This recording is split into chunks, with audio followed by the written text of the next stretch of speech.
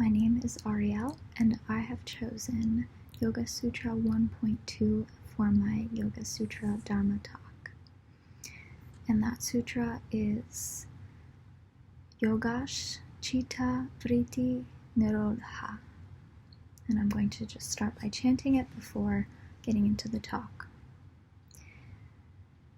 Yogash, chitta, vritti, nirodhah.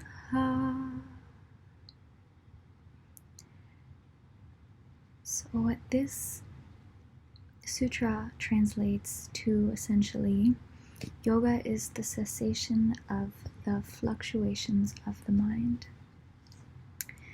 And this really speaks to the definition of yoga as the natural psycho-spiritual state that resides within us. And I like to think of this place as residing at our core, similarly to the core of an onion as you peel back the layers of the ego, or the conscious personality, as Alana refers to it as yasmita, all of the conditions that we create in our day-to-day world that aren't our truest essence of our identity, that which is yoga, the connection or the union that we create between our lowest self and the Brahman, the source. And this union, we know, is not necessarily something we create, as I said, rather it's always existing underneath these layers. And we can allow it to arise in certain conditions. Certain conditions make it easier to not only arise or have this place within us arise, but also maintain. So we find some maintenance of this state, this yogic state. And we do this through our svadhyaya, our practice, our self-study, our sadhana, our practice.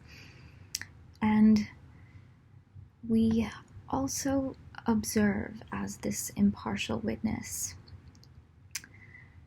We are this place behind our thoughts. Alana excellently describes us, or this metaphor, this imagery of us being in the center of a field of grass up to here. And we are within, and we see all throughout. And so, as we observe, or in her metaphor of the train, all our thoughts whizzing by, we're able to not only be within this core, the center of the field, we can see beyond all of the thoughts, all of the distractions, all of the misconceptions, the judgments, the expectations, and we can observe this steady, permeating place, this santosha, this contentment, and ultimately our divine essence can be channeled, this yogic psycho-spiritual state. And so we are not literally ceasing our fluctuations, or our thoughts, or the mind itself is not completely dissipating. It will always be as it ought to be, our ego. The same is true. Or rather, we are observing, we are deciding whether or not we want to continue on in that train of thought, or simply return back to the underlying space or place where our true essence resides. And this is yoga.